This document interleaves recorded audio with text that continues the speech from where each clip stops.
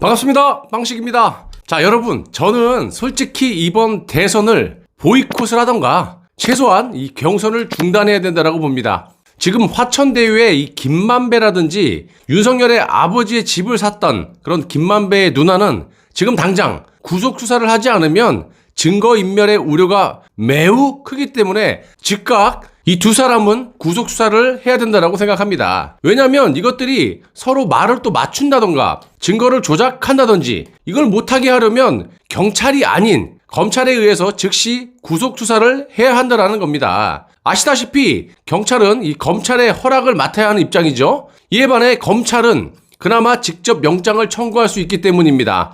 물론 문재인의 검찰, 문재인의 법원에서 영장 청구를 받아줘야지만 하는 그런 상황도 있지만 일단 객관적으로 봤을 때 검찰이 바로 구속영장을 쳐야 한다는 겁니다. 김만배는 경찰 조사를 받고 다시 집에 갔어요. 자, 이런 식으로 시간을 끌다가는 죽도 밥도 안 된다는 거예요. 자, 이유는 정말 여러 가지가 있지만 경선이 11월이면 다 끝나요. 특히 국민의힘당 같은 경우에는요 11월 초면 경선이 끝납니다. 만약 경선 전까지 검찰 선에서 이재명이가 됐던 윤석열이가 됐던 어느 정도의 이 화천대유의 혐의가 입증이 안 되고 이들이 경선에서 승리를 한다면 정말 희망이 없을 수 있다는 얘기입니다. 여러분들이 문재인의 입장이라면 지금 이 둘을 끝내는 것이 낫다라고 보십니까? 아니면 경선의 문턱을 넘어서 이재명과 윤석열이 대통령 후보가 된 후에 쫙 날려버리는 것이 낫다라고 보이십니까? 당연히 이 두 사람이 후보가 된 후에 날려버리고 내각제를 밀어붙이는 것이 훨씬 더 효과적일 수가 있다는 겁니다. 객관적으로 다 고만고만하지만 그래도 윤석열보다는 나머지 후보들이 우파에서 봤을 때 조금이나마 희망이 있다라고 보는 건데요. 윤석열이 후보가 된 후에 엄청난 비리 의혹 중에 단 한 가지만 터지더라도 우파는 바로 끝장난다라는 겁니다. 정권 교체요? 아이고 말도 마세요. 그래서 최소한 검찰선에서 경선이 끝나기 전에 유권자가 봤을 때 이재명과 윤석열이는 대통령 후보로서 자격이 없다. 이 정도 수준의 혐의를 입증해야 된다는 거예요. 그런데 문재인의 경찰이 지금 하는 짓, 그리고 또 과거에 경험을 해봤지만 이들의 혐의를 입증할 만한 증거를 찾지 않을 거라는 거죠. 한마디로 문재인이 정치적인 이익을 보기 위해서 이 두 사람을 양당의 후보로 만든 다음에 내년 대선 전인 2월 정도에 화천대유로부터 장모권, 마누라권 등등등 이런 것들을 터뜨려버리면 그냥 우리는 끝장난다라는 거예요. 희망이 없다라는 거예요. 다른 후보의 기회마저도 송두리째 사라진다라는 그런 말씀입니다. 경선에 참여했던 우파 진영의 후보들은 대통령 선거에 출마할 수가 없다라는 말씀이고요.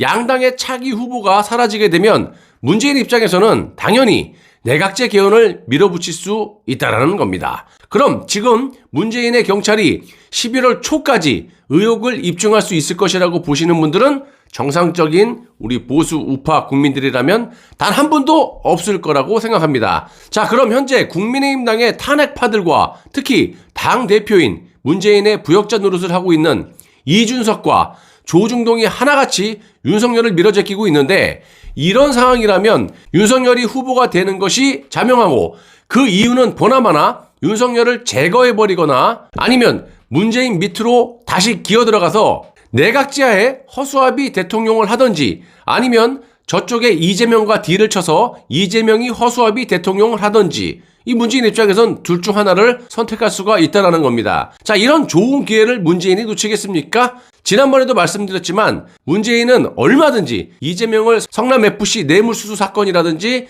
윤석열의 장모, 이 마누라건으로 제거할 수가 있었지만 화천대유라는 확실한 사건을 이 김치 묵히듯이 푹 삭혀놨다가 양쪽을 한 방에 보내려고 대선 전에 터뜨렸다는 겁니다. 여러분들도 아시지만 과거에 이와 비슷한 일이 한번 벌어진 적이 있었죠. 김영삼이 IMF 때 완전히 맛이 갔었을 때 김대중이 비자금 사건인가요? 그게 딱 터져버리니까 그때 어땠어요? 김대중이 김영삼에게 발발 기었죠. 그냥 납작 엎드려 기지 않았습니까? 자, 이 것만 봐주면 정권을 자기가 잡더라도 당신 보복 안 할게. 그래서 김영삼이 감옥 안 간 거지 않습니까? 윤석열이와 이재명도 그런 짝이 될 확률이 매우 매우 크다라는 겁니다. 목덜미가 아마도 김대중 때보다 훨씬 많이 잡혀있기 때문에, 또 확실하게 잡혀있기 때문에 이재명은 둘째치고 윤석열이 후보가 되게 되면 대선 전에 날아가든지 아니면 문재인에게 더욱더 충성을 하면서 엎드려 길 거라는 겁니다. 그런데 무슨 놈의 이런 자가 정권 교체를 해서 문재인을 감옥에 보낼 수가 있다라는 겁니까? 자, 따라서 지금 이런 상황에서 국민의힘이 해야 되는 건, 자, 이런 식으로는 정상적인 대선을 치르지 못한다. 또한 경선 중단을 선언하고 특검으로 밀어붙여야 된다는 거예요. 그런데 국민의힘의 이준석과 그의 아이들이 과연 하겠습니까? 하려고 노력도 안 하죠. 곽상도의 사퇴 문제를 가지고 지들끼리 싸우고 앉아있는데, 이걸 카드로 곽상도의 사퇴 문제를 저쪽에서 밀어붙이면, 그래 사퇴 논의할 테니까 니들도 싹 다 특검 맞자, 이래야 하는데 국민의힘은 그렇게 하지 않고 지들끼리 알아서 자중질환으로 이 곽상도에 대해서 사퇴라라고 난리 부르스를 치고 있고, 결국 자진 사퇴를 하지 않았습니까? 좋은 협상 카드 하나가 그냥 날아갔다는 겁니다. 이 또한 문재인에게 충성을 한 거라고 보여지고요.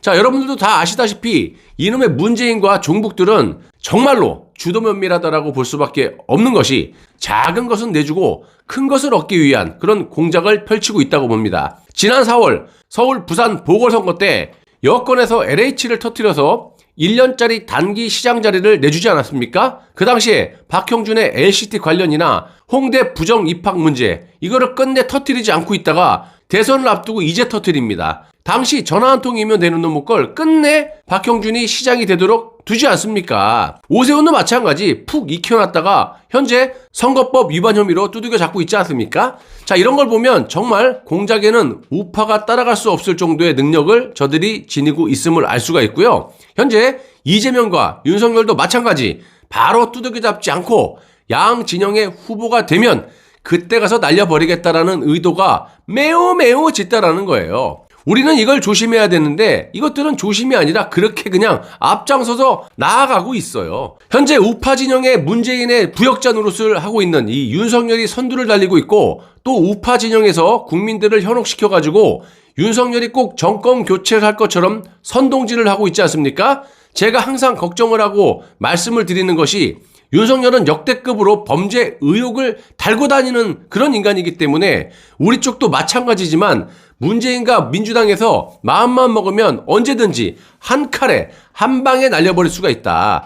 그래서 만약 자칫 윤석열이 경선에서 승리해가지고 대통령 후보가 돼버린다면 낭패를 볼 수가 있다는 겁니다. 후보가 된 다음에 박근혜 대통령의 조작 날조를 터뜨린다든지, 현재 법정 구속이 되어 있는 이 장모 사건, 그리고 김건희 씨의 비리 의혹들, 그 어떤 것이든 한 방에 갈 수가 있는 범죄 의혹들을 달고 사는 인간이라, 후보가 된 후에 날려버리게 되면 야권의 후보로 경선에 참여했던 사람들은 앞으로 다시는 대선에 나가지 못하는 그런 꼴이 된다라는 겁니다. 또 한 가지로 문재인이 윤석열과 딜을 쳐서 대통령이 된다? 그건 보나마나 내각제하에 허수아비 대통령으로서 결정적으로 정상적인 정권 교체가 아니고, 중요한 건 문재인을 절대로 감옥에 보낼 수가 없다라는 겁니다. 무슨 권한으로요? 총리가 모든 권한을 가지고 갈 텐데 지가 무슨 힘으로 문재인을 감옥에 보낼 수 있다라는 거예요. 이게 정상적인 정권 교체입니까? 이재명도 현재 화천대유가 터졌는데도 불구하고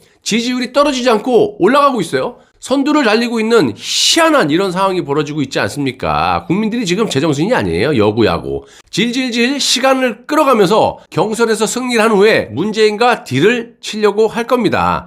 또 만약 이재명과 윤석열의 의혹들이 터져나와서 지지율이 딱 떨어져가지고 경선에서 진다 하더라도 문재인은 이를 핑계로 내각제 개헌을 시도할 거라는 거예요. 다시 한번 말씀드리지만 문재인은요, 지가 살려면 방법은 다른 거 없어요. 하나밖에 없다라는 거예요. 내각제 개헌. 이거 말고는 대통령제 하에 차기 정권이 누가 들어서더라도 좌파고 우파고 간에 문재인의 싸질러 놓은 똥을 안 치울 수가 없다라는 건 문재인 본인이 더 잘 알고 있다라는 겁니다. 그리고 요즘 보시면 윤석열이 손바닥에 뭐 왕자를 새기고 다니진 않나, 마스크도 보시면 용을 상징하는 그런 마스크를 쓰고 다니진 않나, 아주 해괴망측한 짓을 하고 있지 않습니까? 이제 능력이 안 되니까 무슨 주술사를 끼고 다니는 것이 아니냐 이런 말도 나오고 있고, 그리고 대통령이 왕입니까? 이러니까 민주당에서도 제2의 최순실 시대로 돌아가느니 이런 또 그냥 프레임을 씌워갖고 헛소리를 하고 나서는 거 아니겠어요. 실제로 윤석열은 지난번에도 김종인 영감과 만날 때도 역술인이 등장했었어요. 이건 과거에 나라 팔아먹은 고종이 미신을 신봉하는, 그러니까 무당을 불러서 이 구술하는 짓하고 다를 바가 없다라고 생각을 합니다. 이뿐입니까?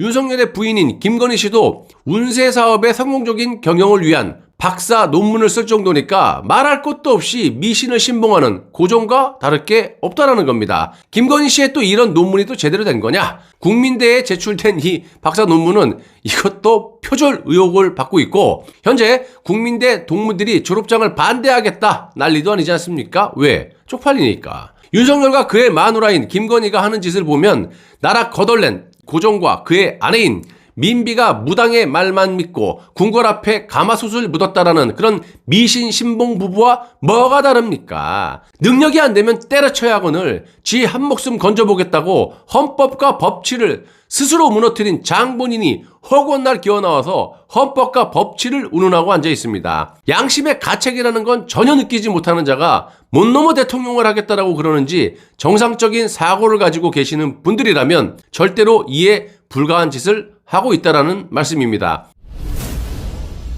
그런데 좀 더 웃기고 말이 안 된다고 보는 것이 윤석열의 열성 지지자들이 꼭 정권 교체를 해달라고 하면서 윤석열의 손바닥에 임금 왕자를 써줬다라고 윤석열 측에서 이야기를 하고 있어요. 진짜 웃기지 않습니까?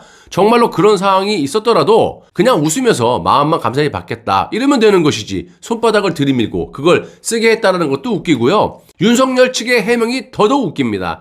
아시다시피 3차, 4차, 5차 토론회 때 임금 왕자가 그대로 화면에 보였었는데 이렇게 손에 새겨져 있던 임금 왕자를 세정제로 계속 지우려고 했는데 지워지지가 않아서 어쩔 수 없었다라는 식으로 해명을 하고 앉아있어요. 아니, 문신한 것도 아니고 뭘로 썼길래 저렇게 화면에 연속적으로 잡힐 만큼 뚜렷하게 보입니까? 하나부터 열까지 국민을 곤충으로 보는 게 아니라면 좀 그럴싸한 해명을 해야 되는 거 아니겠어요? 또한 앞으로 토론회가 한 번 더 열리는데 그때도 마찬가지로 지지자들이 임금왕자를 써주면 똑같이 손바닥에 왕자를 새기고 토론회에 기어 나갈 거라고 말을 하고 앉아 있습니다. 손바닥에 왕자 새겨서 쓰잘데기 없는 퍼포먼스 같은 거 때려치고 그 시간에 제대로 된 공약이라든지 아니면 작게 501호에 대해서 제대로 이해를 하고 숙지를 하기를 바랍니다. 하긴 이런 거 외운다고 대통령의 자질이 생기는 건 아니니까 상관없지만 말입니다.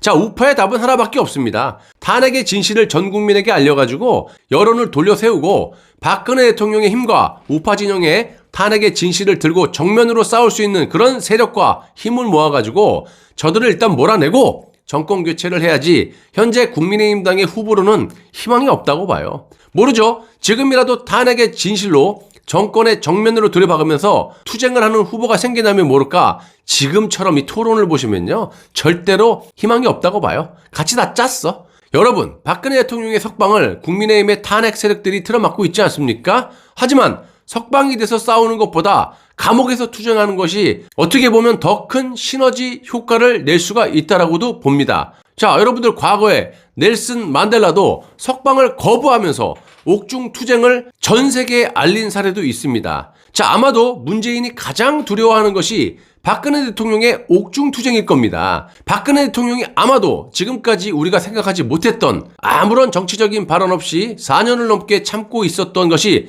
바로 이런 시너지 효과를 극대화하기 위해서 대선 전까지 참고 있는 것이 아니었나, 요렇게도 요즘에 생각이 들더라고요. 11월, 12월 혹은 내년 초에 한 방을 노리는 것이 아닌가 싶기도 하고요. 현재 탄핵의 진실이 거의 다 밝혀져 있기 때문에 정말 한 방을 노리는 것 같은 느낌이 팍팍 들고 있습니다. 여러분, 조금만 참고 투쟁을 한다면 좋은 세상이 올 것으로 보입니다. 파이팅 해주시고요. 끝까지 시청해주셔서 대단히 감사합니다.